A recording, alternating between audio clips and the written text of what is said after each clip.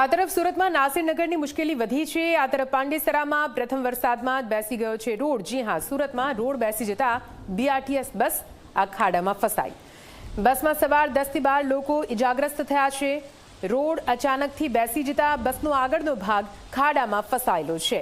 આ દ્રશ્યોમાં આપ જોઈ શકો છો। ઇજાગ્રસ્તોને હાલ તો એમ્બ્યુલન્સ મારફતે હોસ્પિટલ લઈ જવામાં આવ્યા છે, કેમ કે 10 થી 12 લોકો જે ઇજાગ્રસ્ત થયા છે।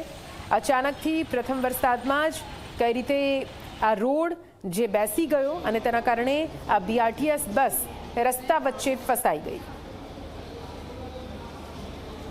વધુ માહિતી સાથે સંવાદદાતા ચેતન ફોન લાઈન પર જોડાઈ ગયા છે। ચેતન, હજુ તો પ્રથમ વરસાદ જ આવ્યો છે અને રોડ બેસવાની શરૂઆત થઈ ગઈ। બીઆરટીએસ બસ ખાડામાં ફસાઈ, ક્યારની આ ઘટના છે, શું પરિસ્થિતિ હાલ? જી બિલકુલ થી સુરતમાં આજે પ્રથમ વરસાદ જ પડ્યો છે। તે પહેલા સુરત મહાનગરપાલિકાની જે પ્રી મોન્સૂનની જે કામગીરી છે તે છતી થઈ છે। ખાસ કરીને જે ઘટના છે તે સુરતના પાંડેસરા વિસ્તારમાં આવેલા ગણેશનગરની છે, જ્યાં જે મસ્ત મોટો જે ભૂવો છે તે ભૂવો પડ્યો હતો, પરંતુ સુરત મહાનગરપાલિકા દ્વારા આ જે વરસાદથી પડેલા જે ભૂવો છે તે પૂરવાની તસદી લીધી ન હતી। આ દરમિયાન એક જે ટેમ્પો ચાલક છે તે ત્યાંથી પસાર થઈ રહ્યો હતો અને ભૂવામાં જે પૈંડું છે તે પૈંડું ફસાયું હતું। આ બાદ ત્યાંથી બીઆરટીએસ બસ ત્યાંથી પસાર થઈ હતી અને બીઆરટીએસ બસનો જે આગળનો જે ભાગ છે તે ભૂવાના કારણે નીચે બેસી ગયો હતો। બસમાં સવાર 10 થી વધુ લોકોને ઈજા પહોંચી હતી અને તમામ લોકોને સારવાર અર્થે સુરતની નવી સિવિલ હોસ્પિટલ ખાતે લઈ જવામાં આવ્યો હતો। મહત્વની વાત છે કે દર વર્ષે પ્રી મોન્સૂનની કામગીરી પર કરોડો રૂપિયાનો ખર્ચ કરવામાં આવતો હોય છે, પરંતુ ક્યાંય જે કામગીરી થવી જોઈએ તે ન થતા લોકોમાં રોષ જોવા મળી રહ્યો છે। બિલકુલ, આભાર પૂરી માહિતી માટે।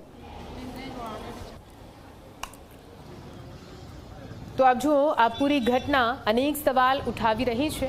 દર વખતનું છે, દર વખતે વરસાદ આવે છે અને પ્રી મોન્સૂન કામગીરીની પોલ ખુલતી હોય છે, પરંતુ અહીં કઈ રીતે રોડ રસ્તા જે નવા બનાવવામાં આવ્યા છે, ચકાચક રસ્તા કેવી રીતે વરસાદ આવતા જ તૂટી જાય છે, તિરાડ પડી જાય છે અથવા તો બેસી જાય છે, એટલા માટે જ ફરી એકવાર રોડની ગુણવત્તા સામે ઉઠી રહ્યા છે સવાલ કે આખરે આ તો કયા પ્રકારનું કામ કરવામાં આવ્યું છે।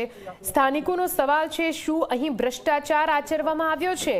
આખરે પ્રજાના પૈસે અહીં જે કરોડો રૂપિયાના ખર્ચે આ રોડ બનાવવામાં આવી રહ્યા છે, રોડ ખોદીને ફરીથી તેને બનાવવામાં આવી રહ્યા છે, ફરી તેને ખોદવામાં આવી રહ્યા છે અને ફરી બને છે, પરંતુ શું ત્યાં જે કામગીરી કરવામાં આવી છે તે કામગીરી એટલી દ્રઢ છે કે કેમ? જવાબ ના નથી। તેના દ્રશ્યો તમે ટીવી સ્ક્રીન પર આપ જોઈ રહ્યા છો।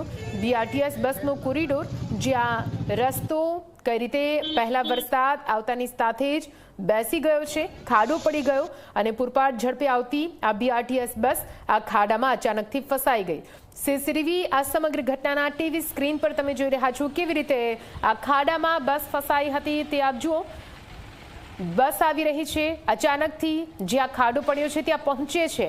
તે સમયે તો ખાડો પડેલો નહોતો, પણ જેવું બસનું ટાયર એ સ્થાન પર એ સ્થળ પર પહોંચે છે, અચાનકથી જ ત્યાંની જમીન, રોડ અહીં ધસી જાય છે અને ખાડો પડી જાય છે। એટલો મોટો ઝટકો આ બીઆરટીએસ બસને કે તેની આગળનો જે ગ્લાસ છે તે પણ કઈ રીતે નીચે પડી જાય છે તે આપ જુઓ।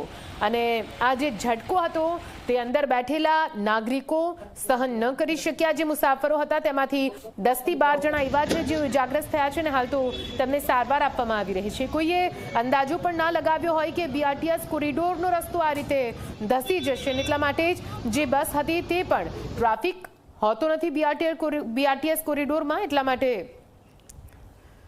અને આપ જુઓ, બીજા દ્રશ્યો પણ ટીવી સ્ક્રીન પર જોઈ રહ્યા છો। બીજા દ્રશ્યો આજના જ છે, તે પણ કઈ રીતે ટેમ્પો પણ કેવી રીતે આ જે ખાડો છે તેમાં પડ્યો તે આપ જુઓ। કેવી રીતે પોતાનું બેલેન્સ આ ટેમ્પો પણ ગુમાવી દે છે તે આપ જોઈ રહ્યા છો। આપ જુઓ, આ આટલા મોટા ખાડામાંથી સર્વાઈવ થઈને બહાર નીકળવું લગભગ જ કોઈ વાહન માટે પોસિબલ હશે।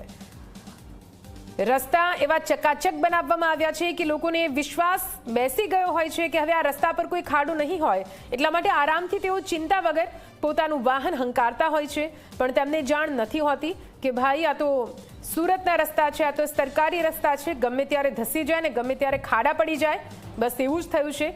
બે અલગ અલગ દ્રશ્યો ટીવી સ્ક્રીન પર આપ જોઈ રહ્યા છો, જ્યાં પ્રથમ જ વરસાદમાં કેવી રીતે રસ્તો બેસી ગયો છે, ખાડો પડી ગયો છે અને તેના કારણે બીઆરટીએસ બસ હોય કે પછી મસમોટા ટેમ્પા આ ખાડામાં કઈ રીતે ગરકાવ થાય છે તેના આ દ્રશ્યો આપ જોઈ રહ્યા છો।